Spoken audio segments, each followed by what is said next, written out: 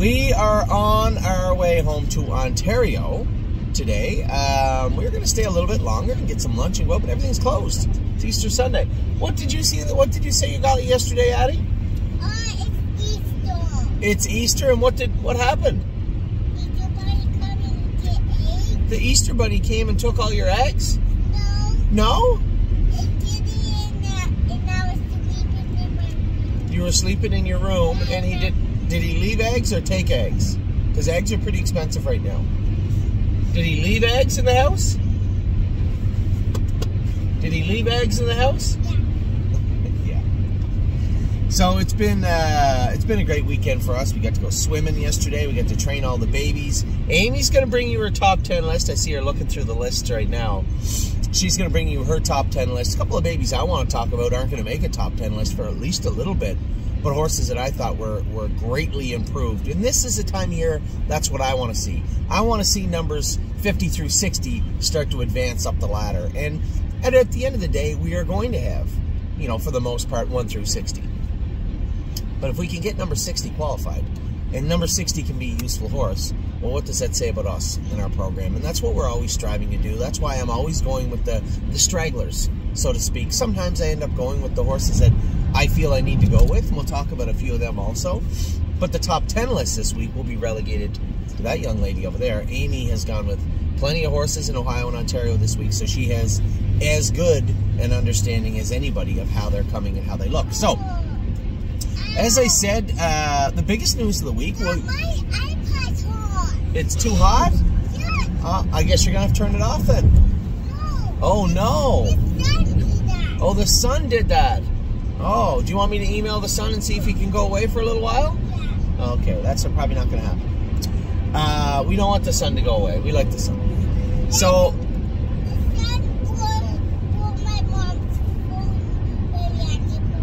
The sun burnt your mom's phone at the barn. I think that story is completely made up. No, it was they were done. Oh, my phone. Oh, yeah, it got put it too up hot there and it to shut down. You're right. You're right. Well, as I was saying, the biggest news coming out this week, and will be confirmed this week, I believe, is the open houses. That will be coming up. Every year, Kelly asks me, please don't make the open house on Mother's Day. Please don't make the open house on Mother's Day. But because of scheduling, and just the way it had to play out this year, I left it up to everybody but me, and lo and behold, it's still on Mother's Day. So we have a Mother's Day open house coming to you from Mohawk. Now, it'll be a special edition this year because we only have 20 horses. Fine. Because we only have... That's silly. Because we only have... well, no plan slamming on the brakes now. This shouldn't be a 60. Appeal to the MTO here. He's not going anywhere. He's playing Scrabble on his phone. We only have 20 horses in Ontario. 21. We have one more maybe coming over this week, but we only have 21 horses in Ontario or so. So it doesn't make for a big day at the open house. So what I did was I asked Mark and Sean Stacy and Louis Philippe Waugh if they'd like to bring their babies down also for a little early Mohawk training on Mother's Day. Now, I haven't got, I've got, yeah, that sounds like a great idea, and I think we'll probably be in, but I don't know for sure who's coming or what they're doing, but I think it'd be a lot of fun.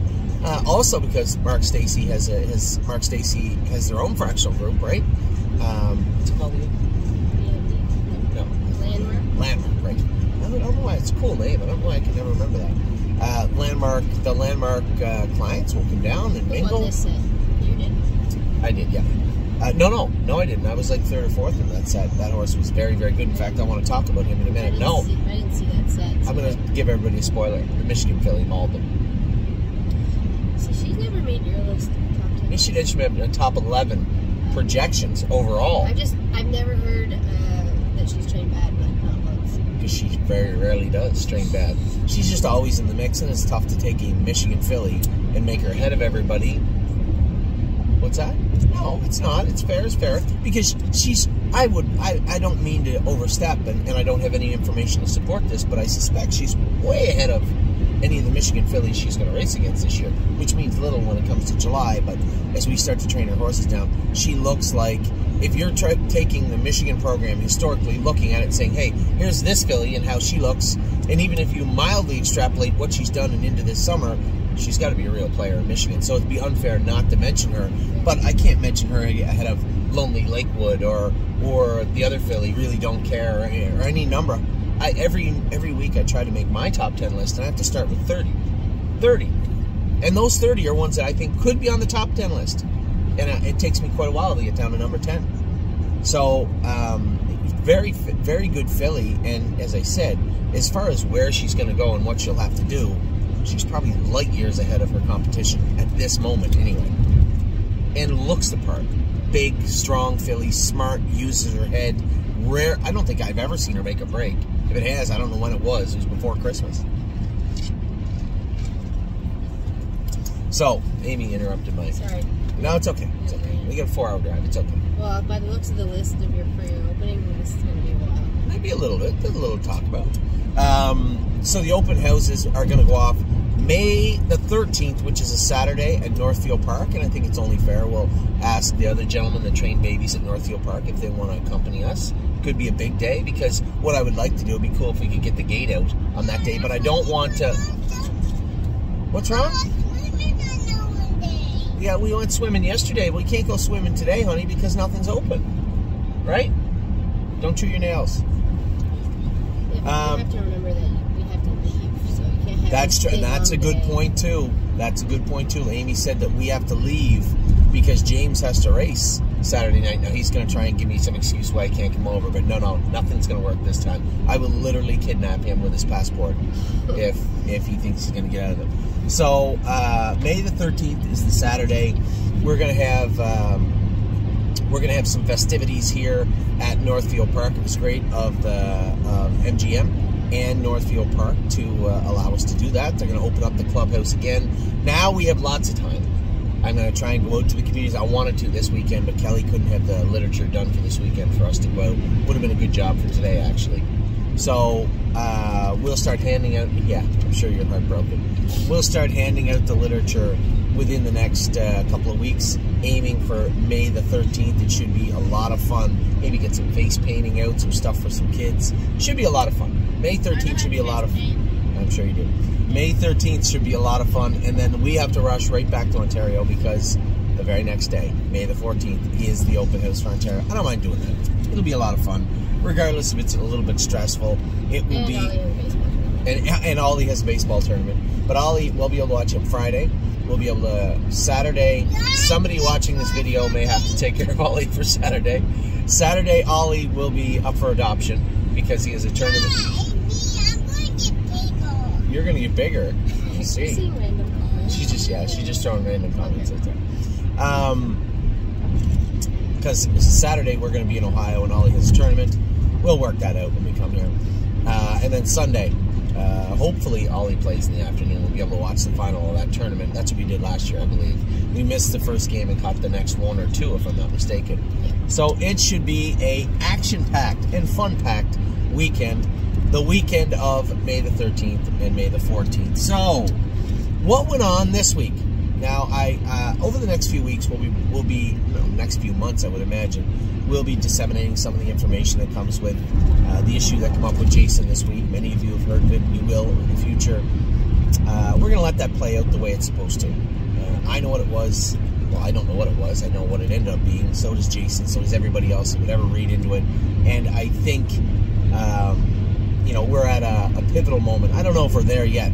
Hopefully we're there yet. We should be as an industry where we can start looking at allocating our resources for testing properly. I think it's the best way to look at it. And I don't want to make a big deal about it. It is what it is. It will play out, and you guys will be kept in the loop in real time, as you should be, throughout the entire process. So with that, what took place on the track that was positive this week? It's not a good word. That was great this week. Locatelli won the final of the New Holland Series. I was really, really happy to see him. The old saying come up this week where it was, I'd rather be lucky than good. It looked like Ben's filly was long gone. HB Mama B had made a break on the front end. Locatelli took over the lead and took it from there and right to the house. He looked fantastic, winning. But I guess it's fair. It would be fair to say, hey, you know, keep in mind, Locatelli hadn't raced for 3 weeks up until that start. So the horse raced good. I think he's like 3, 4, 5 to 1 or something. That's true. That's true. That's true. So 3, 4, 5 to 1 with the outside post again this week in the free for all, going for 48,000, I think, this week. Yeah, I saw that. They've been doing that where they pay put money into the purse per starter. I think a 10 horse field goes for 60. If I'm not mistaken, or maybe it's 48 in this regard. Maybe there's only 9. So does it depend on what horses are in there? The amount of horses. So if there's 10 in there, it'd be a full field. I thought it was going to be 60, but maybe it is going to be 48 for a full field. I don't know. But that's how they're going to run the free-for-alls, which I think is fair. Pay to play. You know, if you have 6 in there, you go for 30. If 10 in there, you go for 60. They call it something different. They call it the preferred. No, the preferred 2 are below the free-for-all. The free-for-all is the best horses that they can accumulate and stuff into one class. That is the free-for-all. And there has to be 10. No, there doesn't have to be 10, but there should be. And that's what they've done is with the free-for-alls, they've said, we will pay per starter. We will make the purse higher per starter. 10 horses, I thought it was 60, maybe it's 48. That's the most they can race for at the moment. So Locatelli back in action this week with the outside. White Tiger drops way down in class. You know, you guys saw it. White Tiger, when he's not great, he's okay.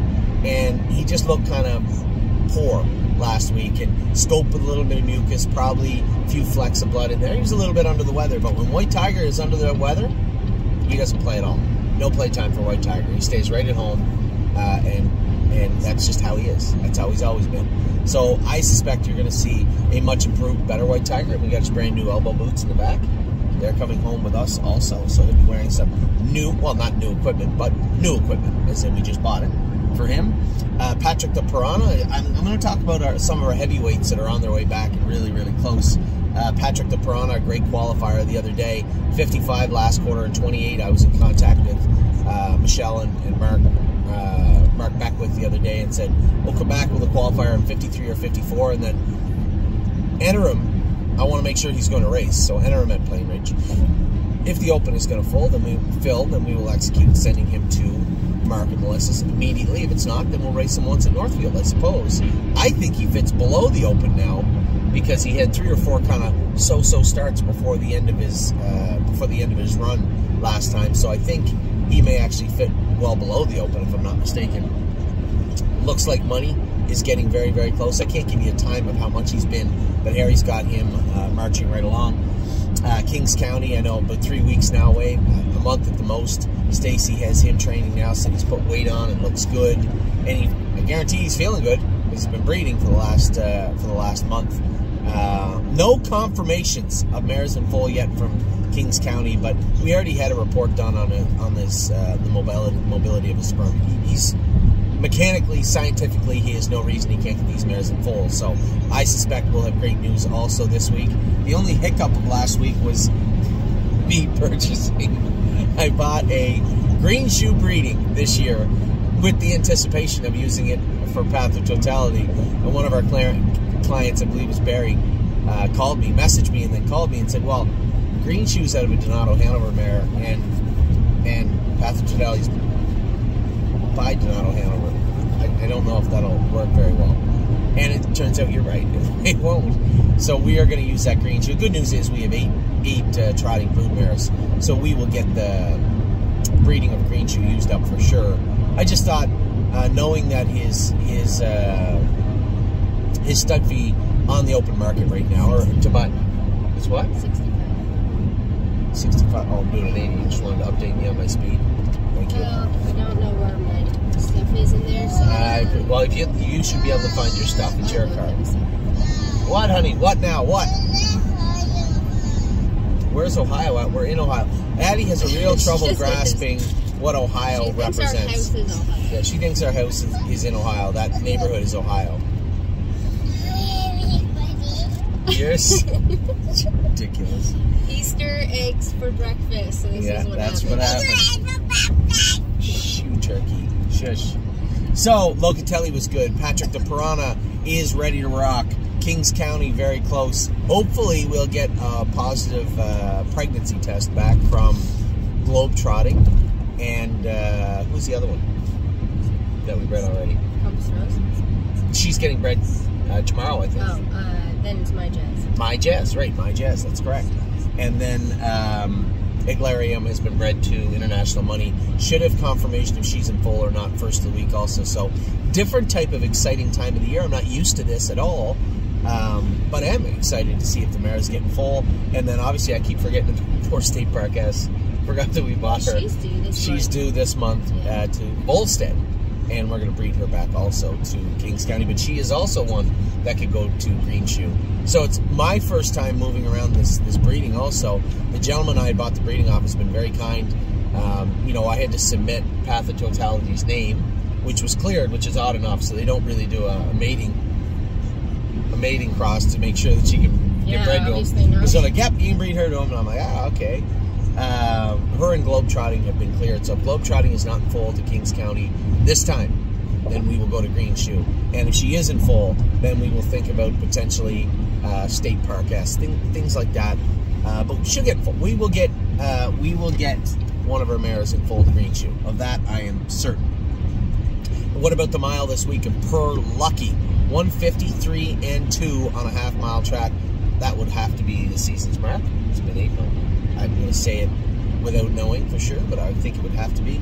Per Lucky, that was an amazing mile. Man, they put the blinkers on him the other night for the first time this year, and he was just awesome. Wasn't crazy, but very attentive, very sharp, and just shows what a classy horse can do when he's in with horses he's supposed to be.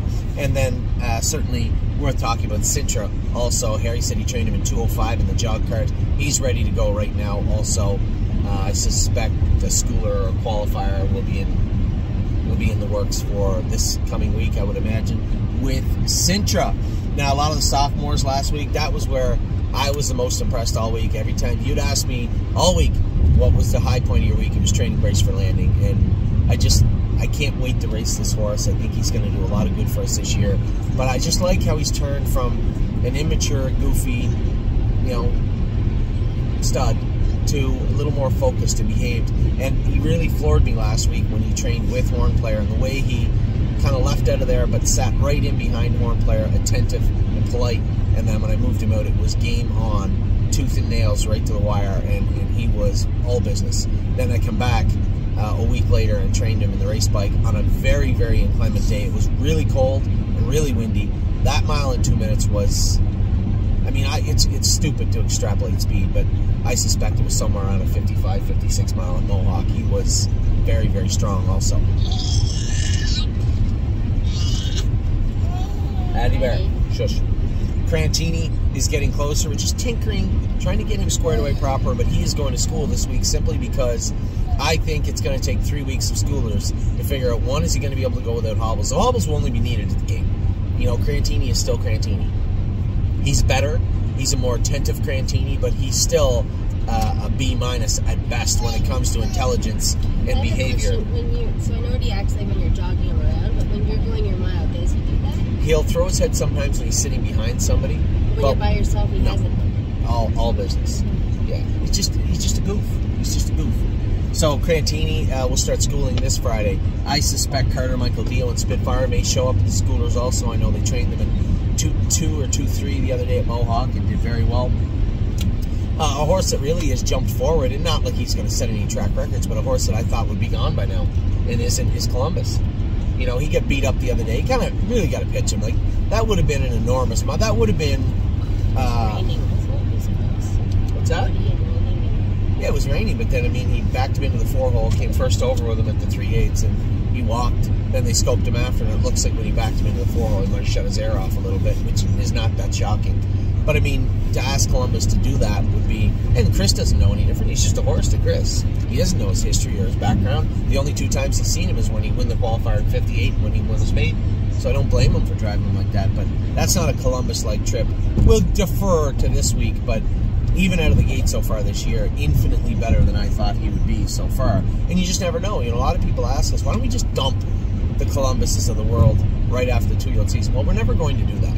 Right? We're not. That's not us. That's not the stable we are, and we've become as much as I preach and talk about being aggressive with purchases and sales and making sure we have the right horse for the right class, and that's hey, good morning, but it's actually good afternoon. But to just look at it in such a surgical, business-like manner, it's never going to happen at the stable like that, ever. So for those of you out there saying, oh, I wish they would, it never will happen, ever. We're always going to give the horses a chance to prove me wrong. I might say something about a horse in April or at the end of their 2-year-old season, but we're always going to give them the chance to prove me wrong, because there's been plenty of horses that have. So, Columbus, Indigo Tuesday night. I'm actually going to drive him. Chris picked over him early in the card, race 1 or 2. So I'm going to head over a little bit early on Tuesday and drive Columbus, race 2, and then rest myself up for race 14 with, oh my gosh, not really a curtain closer, so to speak, but oh my gosh. But again, we'll give him the chance. His schooner the other day was improved, so we'll see. Horn Player made a break on James this week. We changed their hobbles, not before the start. Nothing was changed before the start the other day, but Sylvain did tell me he almost lost her lead in the 8, and you can. That's why her hobbles are tight, and I noticed that James pulled her up beforehand, and I would suspect he might have let her hobbles out a little bit. And you may say to yourself, well, why would you do that? I always give James the freedom to do those things, because that's what I would do. If I felt they needed to go out or needed to come in, I would. And just not knowing Horn Player, when you sit behind her, you would never think she needs her hobbles that tight. We've trained her in 2 minutes with no hobbles, but that's 4 even quarters. To get her away from the gate, to put her on the go, in the middle of a straightaway, she does need them. And she likes them tight. And I will race her on Thursday night. Landing Pad, another project. He's at a crossroads now. Yes, he's going to be an overnight horse, and he'll be a useful horse for someone, but if he's not going to be at least a very useful overnight horse, or hopefully even a Mohawk horse for us, then we likely will move Landing Pad. And the contrast to what I just said about not moving a Columbus or oh my gosh is they could be useful. And Landing Pad, as is, won't be that useful. He needs to be able, I know I schooled him in 57 and 4, 58, but he's going to have to even move forward from there. And we'll give him the time. As long as he continues to push forward and try to do better and become a better horse every time he goes on the track, then there will be a spot for him at the stable. But that will be up to him. Landing Strip, a lot of questions with this guy. I just think he still looks a little woody. He's not shiny right now. He's not on the top of his game. Amy trained him yesterday by himself in the race bike. No. 2-3 last half in 58. 2-3 last half in 58 in the race bike by herself. He looked good, and much improved from the break he made on me the week before. But I just don't think he's ready yet. I don't think he's ready to qualify yet. Then you look at a horse like Smoking Hot Irish Girl. I think she is ready. She will qualify on Thursday, and I think we're going to take an extra week or 2 with Landing Strip before we push the button again on him. He's coming. He's close. He's not there yet. Leaps and Bounds. I thought very highly of this, but she did this to me last year too. Trained down great. Her schooler was, or the training mile before the schooler was fantastic. And then her qualifier, very flat. She used, stretched out a little bit. There was aged horses in there that went quick in front of her, and she really kind of flattened on the end of it. Then we scoped her, found lots of mucus, pimples, took her blood. Her white count was low. Her differential was a little flipped. I believe her liver count was up. So a lot going on that would really compound things negatively when it came to Leaps and Bounds and how she was, how her readiness, actually her level of readiness actually was heading into that qualifier. So speed-wise, she was there. Health-wise, she needed another week. We gave it to her. She's going to be in to go next Thursday at the Meadows. And Tim asked me, I said, I can't go because we have Patrick DePrana and all those horses qualifying at Northfield Park. I can't possibly make it until to the Meadows until 2 o'clock. So, I mean, if Leaps and Bounds is in at 3 p.m. post, yes, I'll slide over and drive her and then go back to Ontario. But then I thought to myself, that's impossible because I have to be home for Horn Player and Landing Pad. So, Leaps and Bounds, I believe Mike Wilder is back from Florida. He's going to drive Leaps and Bounds next Thursday. Warwi Yuri, great qualifier from him the other day. I asked James to go in 2-1. He went right 2-1. That was impressive. That was impressive. I thought he was good. James said he looks as big as a dairy cow still. But I just think physically he's made huge gains. But even as he looks as good as he does now, he still has a long way to go to be at, as far as an athlete goes, at his most optimal physical position. He's still 5, 6, 7, 8, maybe even 10 starts away from doing that. But I think he's on the right track. And it was a great qualifier to start off his career. 2-1 last half in 59. And the filly that won that race, I drove her in a sire stake race in Pennsylvania last year. She ended up making $70,000 and winning the Liberty Bell in Philadelphia. So certainly nothing to sneeze at there. Addie Barr. Swinging Senorita, great qualifier from her. She's ready to trot 55 right now, 54. There are some heavyweights. I really thought Rose Run Yolanda would not be qualified right now.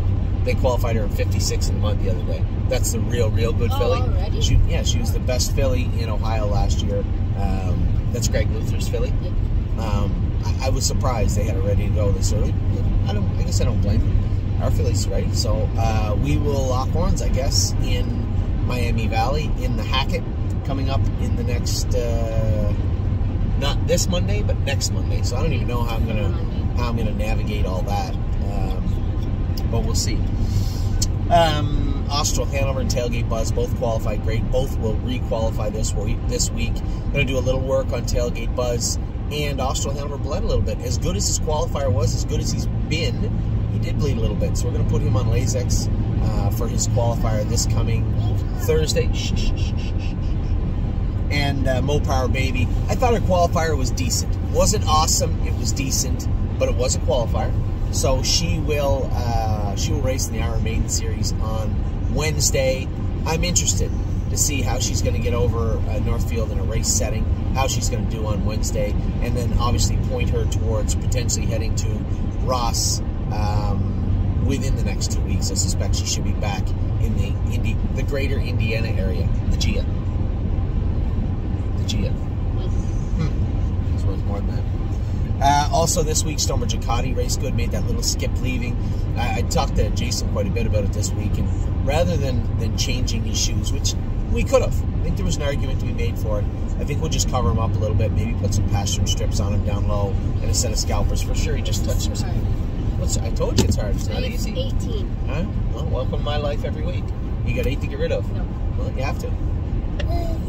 I told Amy. She said she can't get below 18 in the top 10 list. Well, 18 doesn't go into 10. We've helped Ollie with math, and 18 does not go into 10. Coupe de Ville, race good. I was surprised. Johnny, a friend of mine, a partner, said he was a little disappointed with Coupe. You're going to see much of the same with Coupe. I mean, if you were disappointed this week, you're going to be really disappointed in the next couple of weeks, because she's going to be driven the same way. I think her head has started to be screwed on straight on the track. She's starting to behave. She finished up her mile and tried to trot to them down the lane. And quite frankly, with the stake season coming, I think she could be a very, very useful filly for us, not just on the fairs, but on the Buckeye circuit also. And I think Coupe de Ville, I don't see any reason to jostle her or change her in any way. I was happy with her, and I suspect she'll race good again this week. Dustin Hanover, again, I think one of the fastest miles of his life was the other night in the pouring rain. Well, it wasn't pouring for his race, but it was muddy. It was raining. It was miserable. 56 and a piece. I thought the horse raced really, really well. Looks like Money, as I said, is getting closer. JK Victory. I don't know why it looks like Money's on that list. JK Victory raced great last night. We've been waiting for him. Keep telling you guys, I say we have the greatest clients, and you are. We paid a lot of money for a horse that did not put out right away, and there's no worse feeling from a trainer or from my standpoint is to watch that unfold. It's very frustrating. I told everybody, baby steps, both with equipment, shoeing, and with racing him. I told you that a few weeks ago I thought James was a little worried about the horse, maybe put a little scare into him in the schooler, and the way he drove him last night, he certainly wasn't. So James feels a lot more confident with the horse. The horse himself is obviously looking way more confident.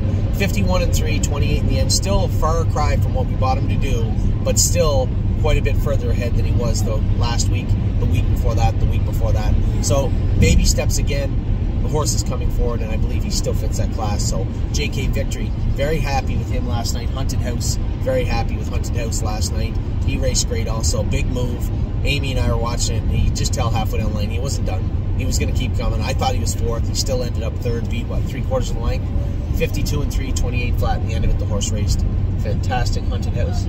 And More Than You Know, a little update on More Than You Know. He bled last night, 2.5 out of 5. He's gone on to Lasix now. And looking at the horse go 53 last quarter and 28, I want to believe that he's going to be a much more effective horse on Lasix. So look out for him in his next endeavor on the track. Friday we had Gandalf the Black. Thought he raced good. He could have went around 45 more times. You weren't beating that horse and beat him. That's a good horse. And the way they managed him has been very impressive. Tan McAuliffe's done a great job with that horse. And it looks like it's going to be very hard to beat that guy in the final. But Gandalf the Black looked better. Looked much more fluid. Wasn't on that left line. The maintenance work we had done at the veterinarians clearly helped. The horse raced fantastic. Or even earlier on in the week, Unbeatable Kemp, as I said, White Tiger. Both of those horses raced great. James knows. Oh no, White Tiger didn't race great. Right? That's not his fault. He's sick. It's not the end of the world. But Kemp raced great. Picked off because you can't race him on the front. James, just to reaffirm, in case James didn't know that from when he was a yearling, Adeline, from when he's a yearling to a 2-year-old to a 3-year-old. Now he's 4. Still can't race him on the front and expect big things out of him. So I suspect James will have him covered up really, really good on what day? Monday. Monday night he'll be covered up really good. Odds on Delray's been racing good for a horse. We don't talk about Odds on Delray that much. I think it's just a little out of sight, out of mind type thing. I've never met Odds on Delray. Megan's done a great job with Delray. Him, and She's a Sassy Beach races today. It looked to me like Sassy might be a little tough with the Colts and Geldings, but Megan had clarified that and said, you know, I just wanted to race him at the Poconos. I just wanted to... What's going on back here? I just wanted to race him at the Poconos for the track surface. The track surface at the Poconos is a very, very forgiving surface. And She's a Sassy Beach. I think her feet bother her a little bit. So Megan wanted to get her in there. We'll see. If she can't do it there, fine. We'll find another class for her. I think one of our clients said in Philadelphia they have fillies and mares 10 to 12.5. So as I said to Megan long before, there's tons of paths and avenues for this filly. Just put her in where she can win. Where are we at next? Renegade Gypsy, Resolute Bay, both of them are getting close. Resolute Bay is there, actually, qualified twice. He'll be in to go in the first leg, I suspect, of the Ontario Series. Now, Renegade Gypsy will miss the series simply because he was a little bit sick last week. And, you know, Mary said, you know, should we train him? I said, listen, I saw the starters list. Can you move your head, please? There's a mirror there. Thank you. I saw the horses nominated to that. I'm not in a big hurry to get Resolute Bay or Renegade Gypsy in there. There's some real heavy hitters in there. The good filly from last year, the James drives. What's her name? Adair Castle's in there. So's the Archie horse. He's in there. And people forget, Renegade Gypsy and Resolute Bay hung out in the grassroots program. Those two horses were dominant at the gold level. So to be in a big hurry to get you got to get them ready for this. I absolutely don't care one little bit. Just get Gypsy ready and race him where he can do good. You know, we gave him a rest. He finished off the year great. Just a really nice horse. I have zero interest in racing him in where he has to go 105%. Less than zero. Where are we at now? Stay Close trained great this week, so he's back on track. I think the only hiccup with Stay Close was that he had put all that weight on, so now he's actually in a position where a little bit is Adeline. Shh. His sight's a little compromised with, his sight was a little compromised with the injury he had to it, but it's good now. And then, obviously, you know, it always sounds great for me to say, geez, I'd like to see that horse 150 pounds heavier, but they still have to learn to work with that extra weight. Dominic and Teresa did a great job putting that weight on him, and now it took a couple of weeks for him to learn to put it all back together, but from what I was told, he trained like a monster the other day in 212, which you might say, oh, 212. This guy, you can tell. When he's on his game, he's on his game at 212, 25, 55, and he seems like he's coming forward now. He should be ready within the next week or two. Talked about more than you know. Yo Mister, World for Two, both racing very, very good in Ohio. We opted to wait the race World for Two in the straight non-winners of 4. I want to make sure we don't make a mistake here. You know, I think he does fit that condition claimer well, but if they reach in and grab him, you know, is this going to be a real Willie situation? Or is this going to be a situation where this is where he can race and this is what he can do? So it's tough when you're looking at a 4-year-old at the start of his 4-year-old season. Where should we race this guy? I think Stacy did the right thing. He raced great in the condition claimer. Go to the straight non-winners of 4 and then navigate from there. But I think 1, he's a nice horse. 2, he's fast. And 3, got to make sure we make the right moves with this guy over the next few weeks. Yo Mister, as I said, 9-hole this week, but the horse won the first leg of that series. That's the series we won last year. Yeah, the Doc Farwick Memorial. He won the first leg. He's got the outside post this week. We'll see what Brett does with him. Those are the most of the racehorses and 3-year-olds, and I'll talk about a little bit more in the 2-year-old section, but I did want to touch briefly on how impressed I was with 7 of our horses that appeared to be towards the bottom of the list. Now, I've talked about Activation being in the middle, and I thought there was just something about this guy that really caught my eye, and just something interesting about him. He trained great this Saturday and really looked good on the track and beat some really good horses in training. Activation is coming forward in a big way. We made the decision, trained him in an open bridle. Now, he kicked the apron off Daryl's jog cart in an open bridle the other day. Who did? Activation. Bugger. But when he's on the track, I think he's a much better horse with it on. We got the right shoes on him, we got the right equipment on him, we got the right bridle on him. I think Activation is ready to start coming forward in a big way. I'm very happy to see him doing so. Alibaba, both the Illinois fillies are training good, but AC Swan made a break on Saturday. She's a little bit behind Alibaba, but what I saw Alibaba do the other day, trained at 220 and looked amazing in behind me. She was really coming to us after the wire. I thought she looked great. Eric does a great job protecting that filly, but she's got a nice gait. We should have a lot of fun with Alibaba this summer in Illinois. Blanton's Blue, I've been really down on him the last 5-6 weeks. You guys have heard, a little bit of disdain in my voice towards this horse when he was a stud. We gelded him. I really thought it would take 4 or 5 weeks for him to start getting better inch by inch, and he just made massive leaps and bounds forward this week. Tuesday, he won his training set, looked great, but his most impressive training set was on Saturday. I didn't win the set, but navigating him in the training mile, having him behave, sitting in behind, still a little grabby in the hole, but that's all right. When I got him out and maneuvered him through, he was trotting as hard as he could through the wire, and then after the wire, shot through the inside, took over the lead, trotted through the turn, never put a step in. I think that Blanton's Blue has now decided, yes, it's not too bad to be a racehorse after all. The sky's the limit for this guy. As I said, this is a Chapter 7 brother to Mambacita. I think now he's decided he's actually good at it. The one horse I didn't put on the list is probably the most impressive horse of the whole week, maybe out of the top 10 list. We'll talk about him in a minute.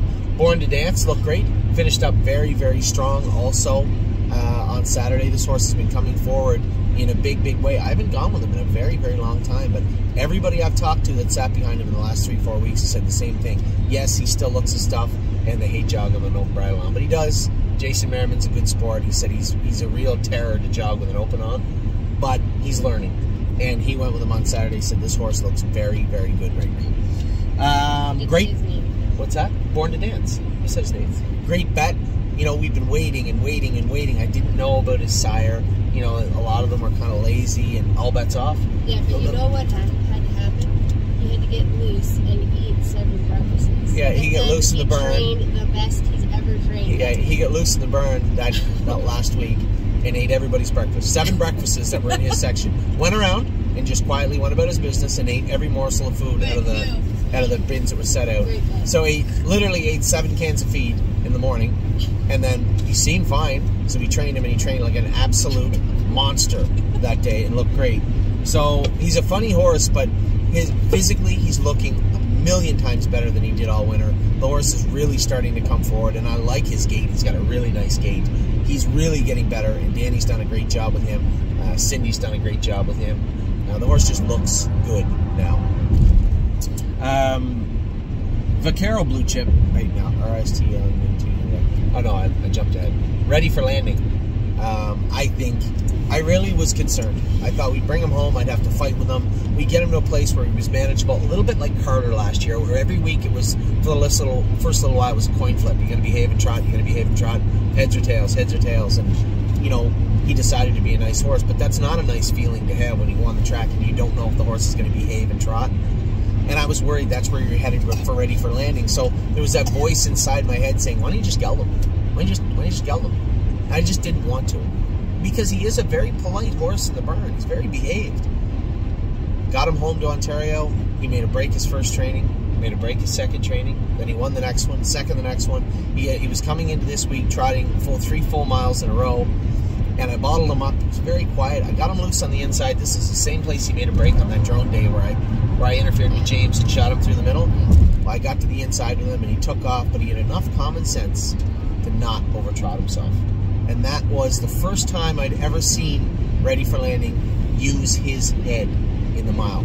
I allowed him. I probably was going to double him up before he got to that point, but he got right up to almost redlining, and he just kind of settled a bit. Trotted right to them down the lane, and then after the mile, I doubled him up, and he kind of squared the turn up and trotted right through it. Almost every time when you have him at full speed or even remotely close to it, as soon as he got to the turn, he'd make a break. And this was very concerning because that is exactly why Ron Burke sold his full brother. So he said he couldn't trot around the turns. He said at Gateway, Florida, it didn't matter where you had him, he could trot a mile 150 in a straight line, but if you got him to any size turn, he'd run. And that voice and that message echoed in my head, and it was starting to eat away at me. But this horse here, to show the intelligence he did the other day, just shows that what we're doing and how we're doing it does work and goes a long way, especially for a horse like Ready for Landing. Rito's Lady, Amy went with the Wafts the other day. She was huge. Big win. You should be talking her up. Big win from her. She didn't make my list. She didn't make your list? No. Won the other day and couldn't even make Amy's I know, list. it's tough. But she You was gotta very do more good. than that. Now, I think that, you know, it was frustrating when I dug a little deeper on her and realized that she was not staked as a 2-year-old. But that may be a saving grace for her, because I think this will be a filly that we can train down to 210, kick her out for a month, watch her explode in the field into a much bigger horse, and bring her back. I think she could be a really, really nice filly. The one thing I love about her, she is tough. I said it 2 weeks ago and somebody laughed. An old horseman used to say, yeah, that thing's tougher than a boiled owl. And I have no idea what that means. I know, I couldn't deal with her since she got there. But Remember, we couldn't even catch it. she is tough. No, she's not nasty. She's just tough. She'll give it to you, though. Oh, yeah. Oh, yeah. There's no, she'll bite at you. No, if she wants to bite you, she'll just bite you. And if she wheels to kick you, it's a good chance you're going to be under fire. Yeah. And that's just how she is. I've never had a problem with her. Her and I have got along great from day one. But she is tough. Now, probably one of the biggest improvements, I talked about Blanton's Blue and how much I thought he was great, Ready for Landing, how impressive he was. Vaquero Blue Chip had been making breaks, and probably one of the most ignorant horses we had. That's Spider, right? That's Spider's brother. And I didn't want to geld him, but I just said, there's no way this horse is going to get better with the attitude he has. So we castrated him. He was originally, by the way, too. We castrated him. And for the first 2 weeks, and even the other day, he wasn't perfect going into the track. He just gets frustrated on the cross ties, then he gets angry, then he snaps. He ripped down a set of cross ties a couple of weeks ago, and he backs up, and he's being rude. You know, I roared at him Saturday, and he stood right up at attention and behaved. Went out the door, fought with the head pull a bit. We get in the mile.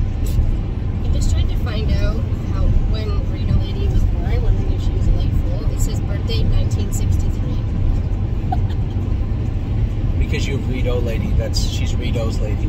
So in Wheel of Fortune, this is where we buy a consonant. Okay. Would you like to buy a consonant? Rito's Lady. Sorry. So, Vaquero Blue Chip, I moved him to the front of the quarter, backed him up. Somebody came, I moved him again, I backed him up.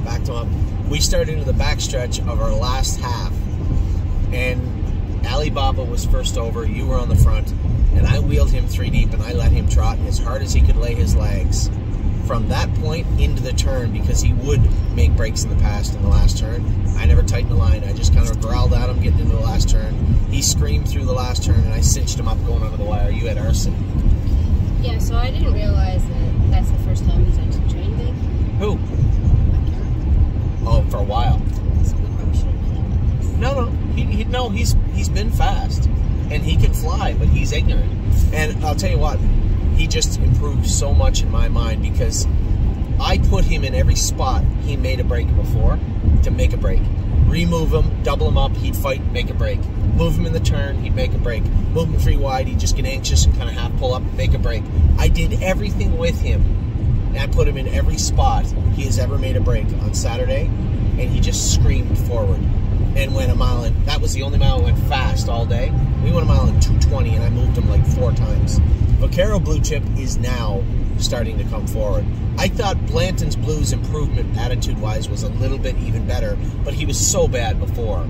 It was a huge improvement. Vaquero Blue Chip, I think, has now decided not only is it okay to race, but he's really good at it, and he is really good at it.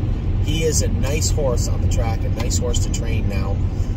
trotting-wise, beautiful. And I think he's only going to get better. So Vaquero Blue Chip, for me, most improved horses of the week. 3 jump off the page to me for sure. Vaquero Blue Chip, Blanton's Blue, and Ready for Landing. Those 3 horses, Great Bet. But Great Bet had a nice gait. His improvement just came in his ability. He wasn't doing things horribly. He just was doing them slow. Now he starts to look good on the track. These other horses went from bad attitudes to now deciding they want to do it right. And they're worth mentioning. And I think that those horses, one is a 3/4 brother to What the Hill. The other one is at least a half, if not 3/4 brother, I can't remember, to Spider Blue Chip. Let's say, no, he was a credit winner. So a half brother to Spider Blue Chip. Blanton's Blue is a half brother to almost a world champion last year that made $500,000. So those are 3 horses we were really hoping would be good horses and had their own demons all year. Now this week, I'm very, very happy to report they did their work perfectly. So with that, you're right. It was a long opening. It was 45 minutes. But I got to talk about everything I wanted to talk about, touch on all the points we had, both good and bad this week, and finish off my day and my week knowing that it was a pretty good week overall. I know if we take that one bit of bad news and really compartmentalize it for what it is and what it will be in the future, and look at the rest of the stable for what it is and what they did all week, it's been a great week at the stable. So with that, I'm going to let you guys go. I hope you had a great weekend. I hope you have a better week this week. Happy Easter, everybody.